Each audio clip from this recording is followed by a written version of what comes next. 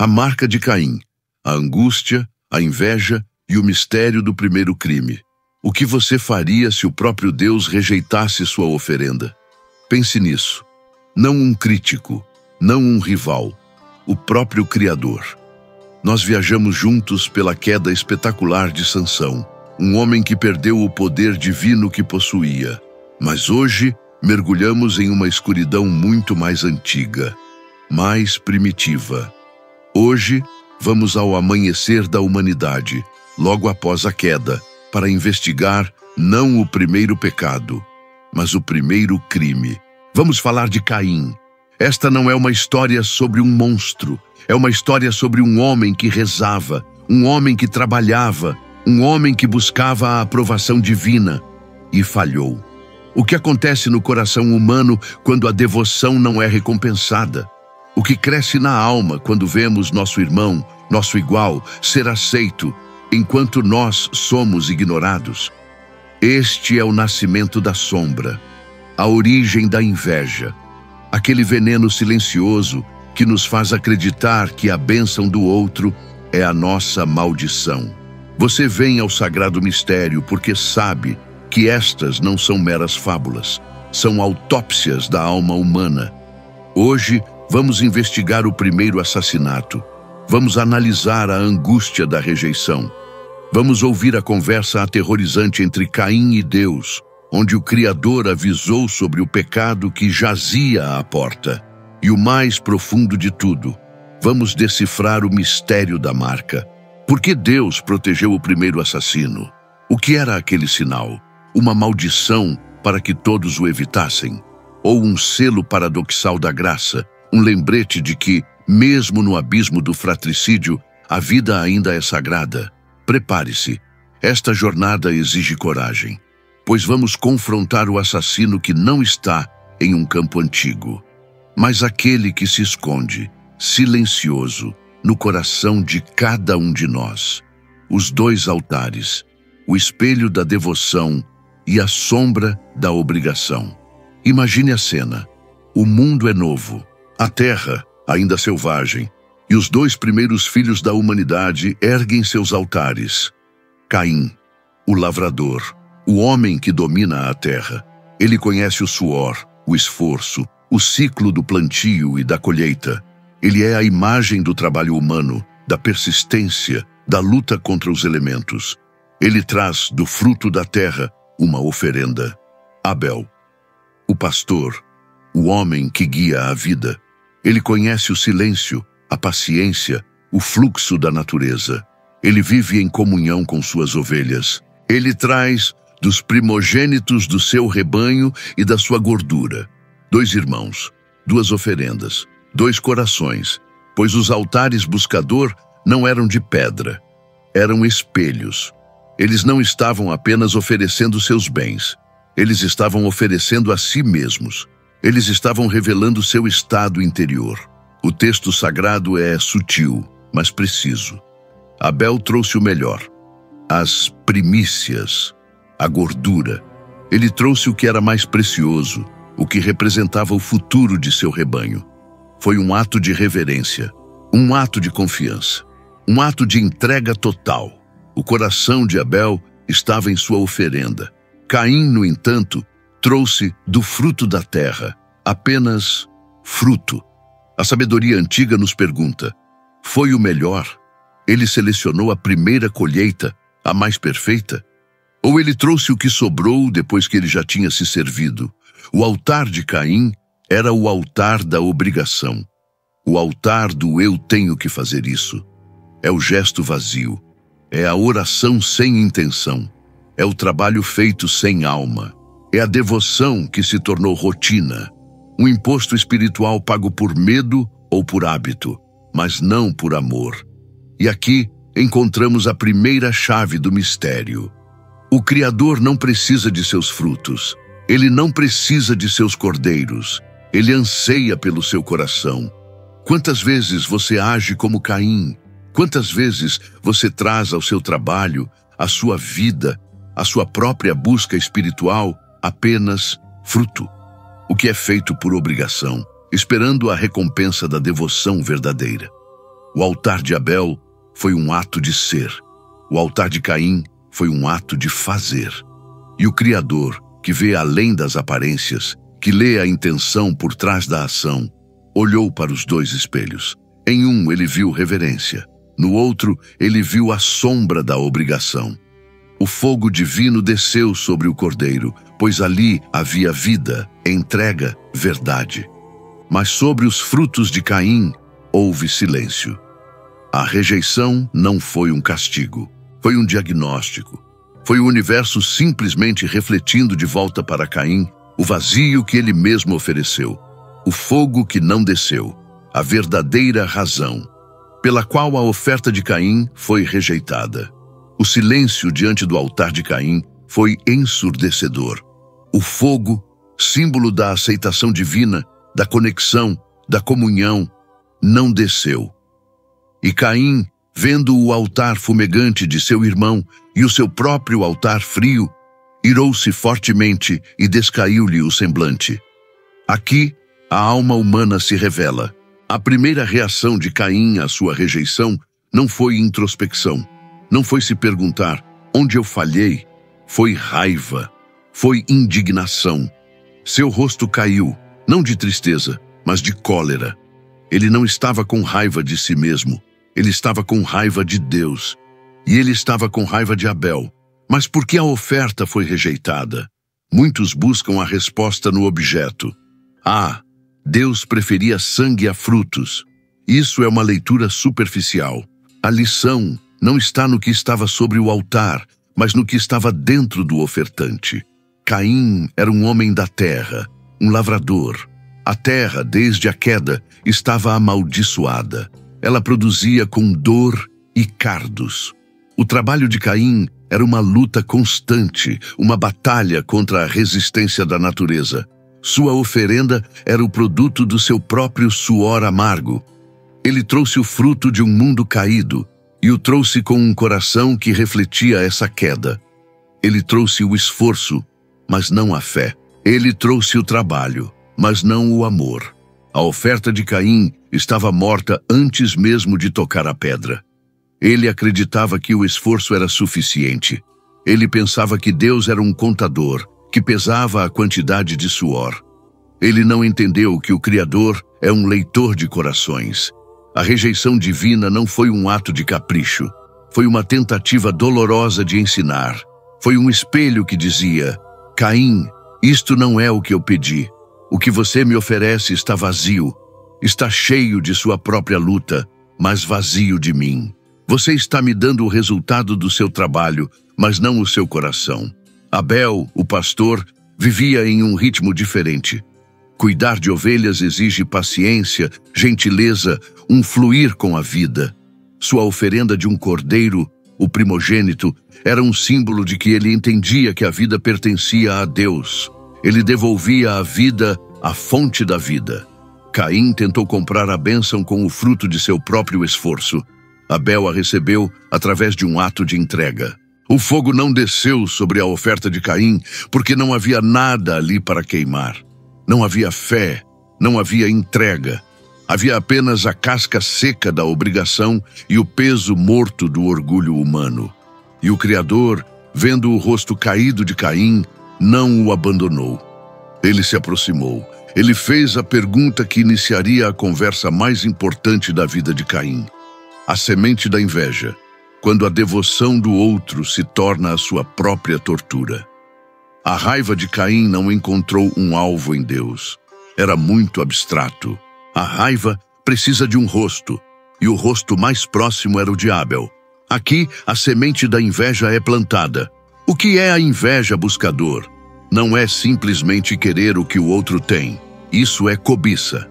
A inveja é algo infinitamente mais sombrio. A inveja é a dor que você sente pela bênção do outro. Caim não queria as ovelhas de Abel. Caim queria a aceitação de Abel. E como não a obteve, ele passou a odiar o homem que a possuía. O altar fumegante de Abel tornou-se um monumento à rejeição de Caim. A devoção do seu irmão não era mais uma inspiração, tornou-se sua tortura pessoal. Este é o mecanismo do inferno na terra. Quando você se compara, você sai do seu próprio caminho sagrado e entra na sombra do caminho do outro. Caim parou de olhar para Deus e começou a olhar para Abel. E nesse olhar lateral, a sombra nasceu. Ele não via mais seu irmão. Ele via o seu fracasso. Ele via o favorito. A inveja é uma forma de cegueira. Ela nos impede de ver nossas próprias bênçãos. Caim ainda tinha seus frutos. Ele ainda tinha a terra. Ele ainda tinha o dom da vida. Mas tudo isso se tornou cinzas em sua boca, porque a única coisa que ele conseguia ver era o fogo no altar de Abel. Quantas vezes você permite que isso aconteça em sua vida? Você vê a promoção de um colega, o relacionamento feliz de um amigo, o sucesso espiritual de outro, e em vez de se alegrar com eles, ou de focar em sua própria jornada, você sente aquela pontada fria, aquela voz que sussurra: por que ele? Por que não eu? Essa voz é Caim.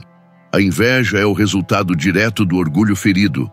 O orgulho de Caim foi ferido porque ele acreditava que merecia a aceitação. Ele trabalhou por ela. E quando ela foi dada a outro, que parecia ter se esforçado menos, sua realidade se quebrou. Ele não conseguia ver que Abel não foi escolhido em vez dele. Abel foi simplesmente aceito, porque seu coração estava alinhado. A rejeição de Caim não foi uma condenação, foi um convite para ele se realinhar. Mas a inveja distorce a mensagem. Ela transforma um convite à introspecção em uma declaração de guerra. O rosto caído de Caim era o semblante de um homem que parou de buscar a Deus e começou a odiar seu irmão. A devoção de Abel, que era pura, tornou-se, aos olhos de Caim, uma provocação. A semente estava plantada. E agora, o próprio Criador, vendo o perigo mortal que crescia na alma de Caim, interveio.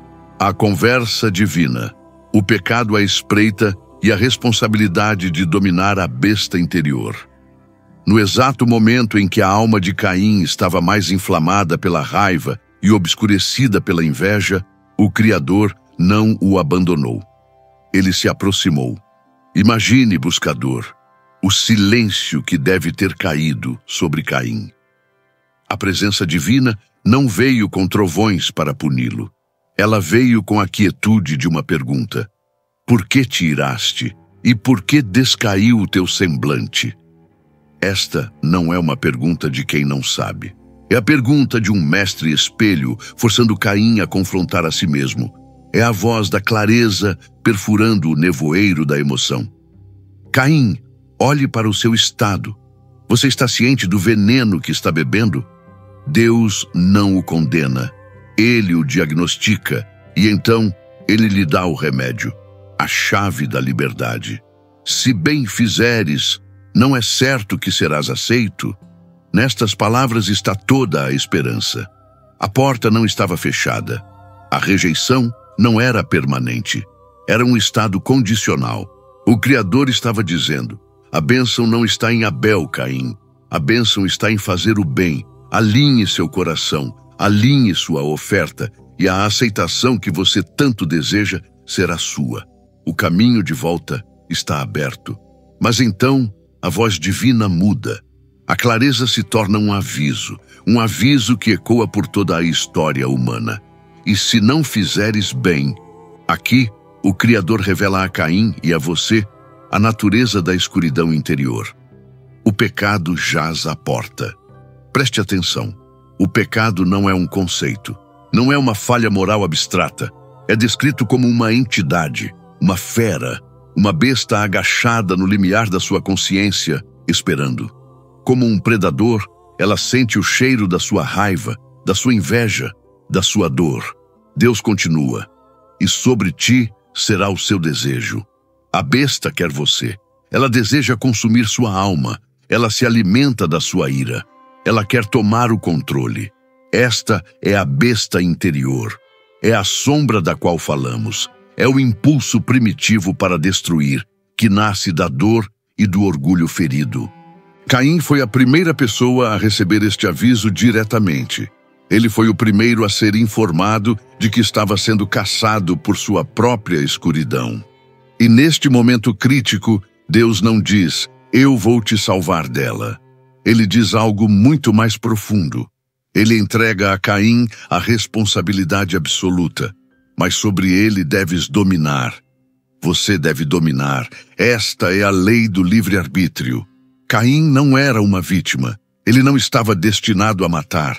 Ele foi avisado, ele foi diagnosticado, e ele foi capacitado. Ele recebeu a ordem divina de que ele tinha o poder de subjugar a besta que estava à sua porta. A conversa divina foi um ato de graça imensa. Caim recebeu o mapa de sua própria alma, o aviso sobre o predador e a arma para vencê-lo. A escolha era dele. A responsabilidade era intransferível. Deus se calou. A besta continuou agachada à porta. E Caim, agora plenamente consciente da guerra que travava dentro de si, tinha que tomar uma decisão.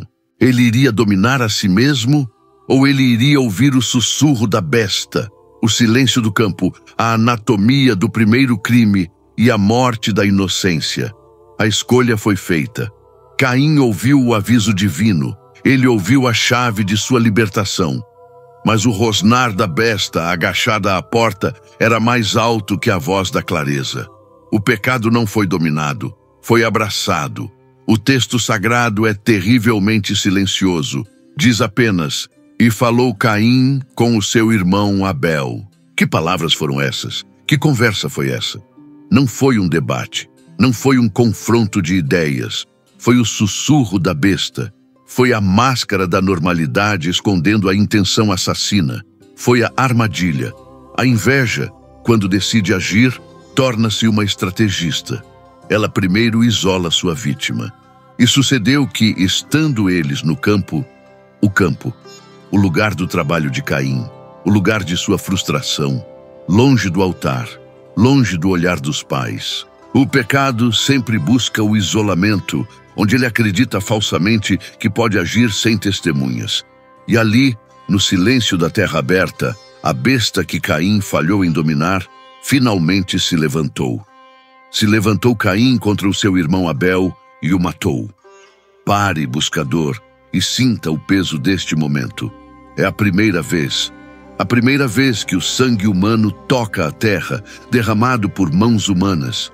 A primeira vez que a criação se volta contra si mesma de forma tão definitiva. O calor da vida, extinto pela frieza da raiva. A inveja, que era apenas um sentimento no altar, agora se tornou física. Tornou-se um ato de aniquilação. Esta é a anatomia de todo crime. Ela começa com um pensamento não dominado, uma emoção que permitimos apodrecer, uma raiva que o ego justifica e termina em destruição. Naquele campo silencioso, não foi apenas Abel quem caiu. A inocência do mundo acabava de morrer. A irmandade foi quebrada. E o primeiro assassino estava de pé, sozinho, com o silêncio de Deus e o sangue de seu irmão em suas mãos. Sou o guardador do meu irmão? A anatomia da negação e a voz da culpa. O crime foi cometido, o silêncio do campo foi quebrado e agora retornava, mais pesado, manchado. Caim estava sozinho. Mas o isolamento que o pecado busca é uma ilusão. Não há lugar onde a consciência universal não esteja. E a voz de Deus retornou, mas não veio com ira. Veio novamente com uma pergunta. Uma pergunta desenhada não para obter informação, mas para invocar a confissão. Onde está Abel, teu irmão? O Criador estava dando a Caim uma segunda chance. A chance de olhar para o que fez. A chance de confessar. A chance de iniciar o caminho de volta, por mais doloroso que fosse. E a resposta de Caim revela a rapidez com que a alma se endurece após abraçar a besta. Não sei. A primeira mentira dita para Deus. O assassinato foi o colapso da ação. A mentira foi o colapso da verdade. Caim, que acabara de destruir a vida, agora tentava destruir a realidade. Esta é a anatomia da negação. É o ego tentando desesperadamente encobrir o buraco que o pecado abriu, fingindo que o abismo não existe. Mas a negação nunca vem sozinha. Ela vem acompanhada da arrogância, da transferência de culpa. Caim não para na mentira. Ele desafia o próprio Criador. Sou eu o guardador do meu irmão? Esta é a voz da culpa. É a pergunta sarcástica que ecoa em cada coração que sabe que falhou. É o homem culpado tentando agir como juiz. Sou eu responsável por ele? Sou eu o protetor dele?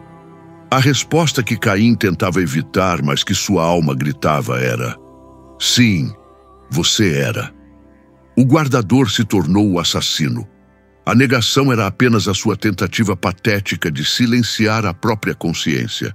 Ele não estava falando com Deus. Ele estava tentando convencer a si mesmo.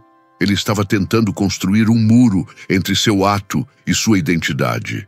Mas a voz da culpa não pode ser silenciada pela negação. Ela só pode ser silenciada pela verdade.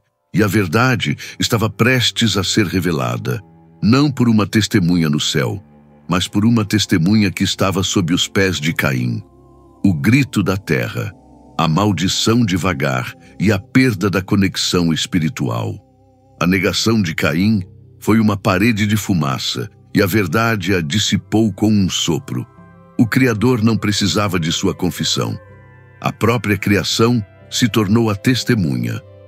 A voz divina falou, não mais com uma pergunta, mas com uma declaração. Que fizeste? A voz do sangue do teu irmão clama a mim desde a terra. Pare aqui, buscador. Compreenda a profundidade deste mistério. O sangue não é silencioso. O sangue derramado injustamente não é apenas absorvido, ele clama. A terra, que foi criada para gerar a vida, foi forçada pela mão de Caim a beber a morte. Ela foi profanada. O grito da terra foi um grito de horror, uma violação de sua própria natureza. O elo entre o homem e o solo foi quebrado. E porque Caim usou a terra como cúmplice silenciosa de seu crime, sua conexão fundamental com ela foi perdida. Esta é a primeira face da maldição. E agora, maldito és tu desde a terra, que abriu a sua boca para receber da tua mão o sangue do teu irmão. O que isto significa? Deus explica. Quando lavrares a terra, não te dará mais a sua força. Pense no que está sendo dito. A identidade de Caim, seu dom, seu propósito era ser lavrador. Ele era o mestre do solo. A maldição não foi um raio vindo do céu. Foi o esvaziamento de seu próprio propósito. Ele foi condenado a trabalhar em vão. Ele podia arar, podia plantar, mas a terra, que agora o via como um agressor, reteria sua energia vital. Ela não mais cooperaria com ele. O homem que se recusou a ser o guardador de seu irmão perdeu sua vocação como cuidador da terra. Esta foi a perda de sua conexão espiritual com a natureza. Mas a maldição se aprofunda. Ela não atinge apenas seu trabalho, ela atinge seu ser. Fugitivo e errante serás na terra. Ele não apenas perdeu sua vocação, ele perdeu seu lugar, ele perdeu seu lar. O que é ser um errante? É existir sem pertencer, é mover-se sem direção, é estar perpetuamente deslocado. Caim quebrou o laço da irmandade, o primeiro laço da sociedade humana. Como resultado, ele foi banido de toda a sociedade. Ele se tornou o primeiro alienado, o homem sem raízes. O homem que não podia mais olhar para o solo e chamá-lo de lar, nem olhar para outro ser humano e chamá-lo de irmão. A maldição foi um espelho perfeito de seu crime. Ele profanou a terra, e a terra o rejeitou. Ele quebrou a conexão humana e foi banido da conexão humana. Ele estava agora completa e absolutamente sozinho, preso entre um céu que o julgava e uma terra que o acusava.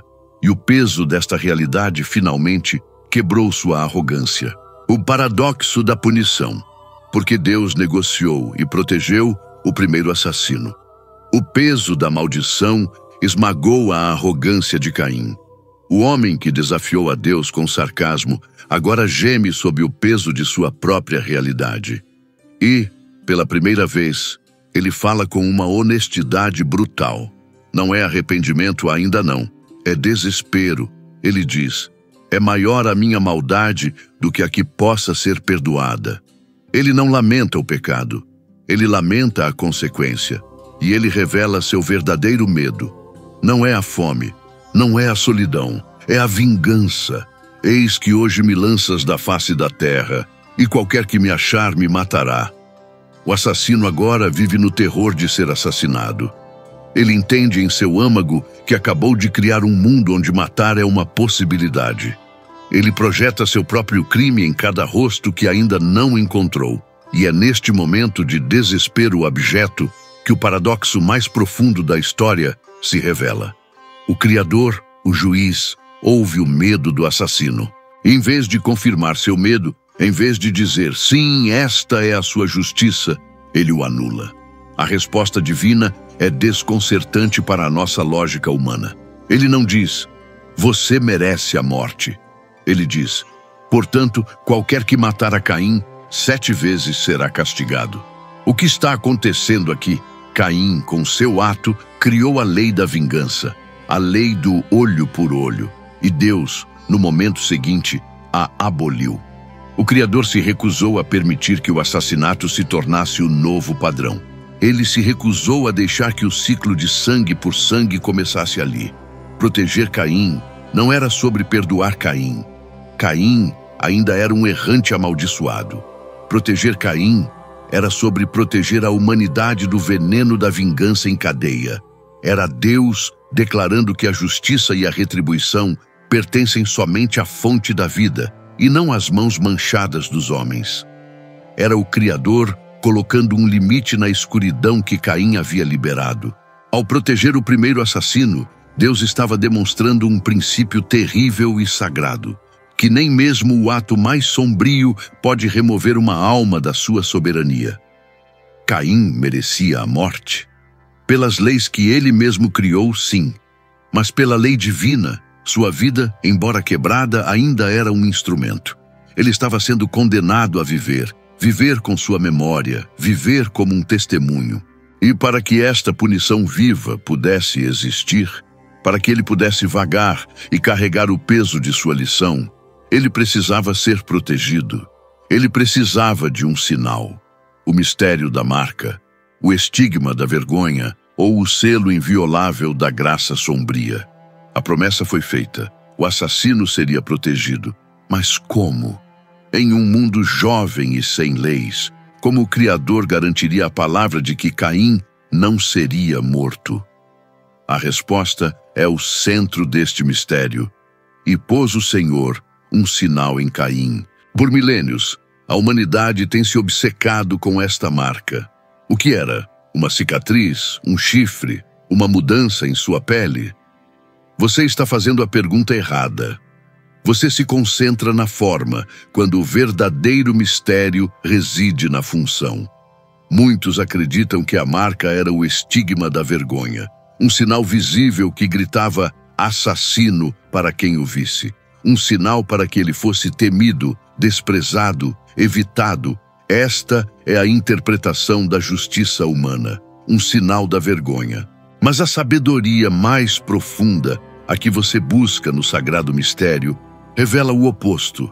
A marca não foi dada para condenar Caim aos olhos dos homens. Ela foi dada para protegê-lo das mãos dos homens. O sinal de Caim não era um estigma de vergonha. Era um selo de soberania. Era a assinatura do próprio Criador sobre sua propriedade danificada. Era a declaração divina que dizia a todos os que o encontrassem: este pertence a mim. Sua punição é minha, não sua. Ele está fora dos seus limites. Esta buscador é a natureza do que podemos chamar de graça sombria. É a graça que a nossa lógica não compreende. É a proteção estendida não ao justo, mas ao profano. É a misericórdia que não perdoa o ato, mas que preserva a vida que somente o Criador pode tomar. A marca não era para salvar Caim de sua punição. A marca era a sua punição. Ela o forçava a viver. Ela o condenava a vagar. Ela era o selo inviolável que garantia que ele beberia o cálice de sua própria memória até o fim, sem a fuga fácil da morte pelas mãos de outro. A marca era a vida, usada como a mais pesada das sentenças. E foi com esta marca, este selo terrível de proteção, que Caim, o errante, começou a construir um novo mundo. A linhagem de Caim, a civilização nascida da alienação e a música da dor. E assim, Caim, selado pela marca, partiu. Ele foi para o leste do Éden, para a terra de Nod, uma palavra que significa vagueação. Ele era o errante, o homem sem lar, sem raízes, sem conexão. Mas, buscador, preste atenção. Quando o ser humano perde a conexão vertical com o divino, ele tenta desesperadamente compensar construindo na horizontal. Se Caim não podia mais pertencer à terra, ele a dominaria. Se ele não era mais um cuidador do solo, ele se tornaria um construtor sobre o solo. E assim, o primeiro assassino torna-se o primeiro arquiteto. Caim construiu a primeira cidade. Pense no que é a cidade. É a grande tentativa da humanidade de criar um Éden artificial. É o muro que construímos contra a natureza selvagem e contra o silêncio assustador do divino. A cidade é o monumento da alienação. É a segurança nascida do medo. A civilização de Caim não foi fundada na fé. Foi fundada na necessidade de se proteger da própria maldição. E sua linhagem continuou esta obra. Seus descendentes não são profetas. Eles não são pastores. Eles são inovadores. O texto nos apresenta Tubal-Caim, o mestre de toda a obra de cobre e ferro, o primeiro metalúrgico, o homem que pega os elementos brutos da terra, a mesma terra que rejeitou seu ancestral, e os força, pelo fogo, a se dobrarem à sua vontade. Ele cria ferramentas, ele cria armas. A tecnologia nasceu da necessidade de controlar um mundo hostil. Mas há um mistério ainda mais profundo. A linhagem de Caim também nos deu Jubal, o pai de todos os que tocam harpa e órgão, a primeira música.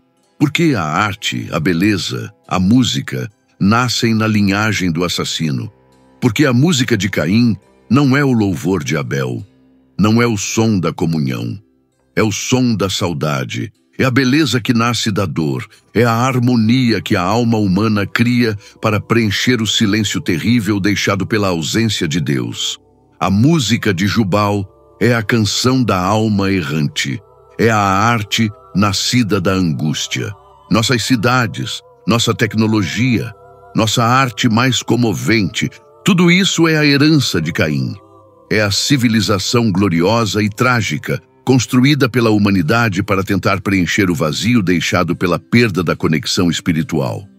É a obra-prima nascida da nossa alienação, o Caim interior, como a comparação e a rejeição constroem nossas prisões pessoais. A história não terminou na terra de Nod. Ela não está selada no passado. Ela acontece neste exato momento dentro de você. O sagrado mistério não é sobre o que aconteceu, mas sobre o que está acontecendo. E Caim está vivo. Ele é a voz em sua mente que não para de comparar. Você ergue seu altar, seu trabalho, seu esforço, sua arte, sua devoção. Você coloca ali o seu suor, esperando o fogo da aceitação, a promoção, o reconhecimento, o amor. Mas o fogo não desce. E então, você olha para o lado e você vê o Abel da sua vida. Pode ser um colega de trabalho, um amigo, um estranho na tela do seu celular. O altar dele está fumegando. Ele recebe os elogios. Ele consegue a bênção que você sentia que você merecia e instantaneamente descai o teu semblante. Você sente a ira fria, a angústia, aquele sussurro amargo. Por que ele? Por que não eu? Meu esforço foi maior. Essa, buscador, é a voz do Caim interior. No exato momento em que você permite que a bênção do outro se torne a sua tortura, você é expulso do seu próprio jardim. você se torna um errante. Você pode estar no mesmo escritório, na mesma casa, na mesma cidade, mas você não está mais lá. Você está vagando na terra sombria da comparação. E a sua maldição começa. O seu trabalho, a sua vocação, perde a sua força. O que antes lhe dava alegria, agora se torna um fardo amargo, porque você o faz com um coração que não busca mais a verdade, mas apenas a validação que foi negada. Esta é a prisão de Caim. Você a constrói com os tijolos da sua própria rejeição. Você se cerca com os muros da crítica, do cinismo, da justificativa. Você constrói uma cidade inteira em sua mente, um lugar seguro para sua dor, onde você pode secretamente odiar o Abel, que o mundo parece amar. Você deixa de ser o guardador do seu irmão. Você se torna o juiz dele. Você não precisa matar fisicamente, você mata com o pensamento, você mata com a palavra, você assassina a reputação dele em sua própria mente 1000 vezes ao dia. E você fica sozinho, alienado, preso em uma terra de Nod, vagando perpetuamente em sua própria mente. E o único som que o acompanha é a sombra de seu irmão, a sombra eterna de Abel, o sangue que clama e a pergunta que nunca silencia. E assim chegamos ao fim da investigação. Mas a história nunca termina. A marca de Caim não está apenas em sua testa, está impressa na civilização que ele construiu. Está na tecnologia que usamos para nos isolar. Está na música que expressa nossa dor. E o sangue de Abel, ele ainda clama. Ele clama do chão de cada campo de batalha. Ele clama do silêncio de cada vida inocente tomada pela inveja. Ele clama do seu próprio coração toda vez que a comparação o faz assassinar sua própria paz. A sombra de Abel é a memória eterna da pureza que foi perdida. É o grito que nos lembra que toda ação tem uma ressonância cósmica. O legado de Caim é o mundo que construímos para nos proteger do medo. O legado de Abel é a pergunta que nos impede de encontrar paz nesse mundo. A pergunta que ecoa desde aquele primeiro campo silencioso não é a de Caim. A pergunta arrogante, sou eu guardador do meu irmão? Já foi respondida. O grito da terra nos disse, sim, você é. Não. A pergunta que permanece, a pergunta que o Criador fez no início e que continua a fazer a você todos os dias da sua vida, é a primeira pergunta. Onde está o seu irmão? Onde está ele? Onde está a sua compaixão? Onde está a sua inocência? Onde está a sua conexão com o outro que você sacrificou no altar da sua própria dor, do seu próprio ego, da sua própria inveja? Até que você possa responder a essa pergunta, você, como Caim, continuará sendo um errante, vagando pela cidade que construiu em sua mente, ouvindo para sempre o eco daquele sangue que clama. A pergunta nunca silencia.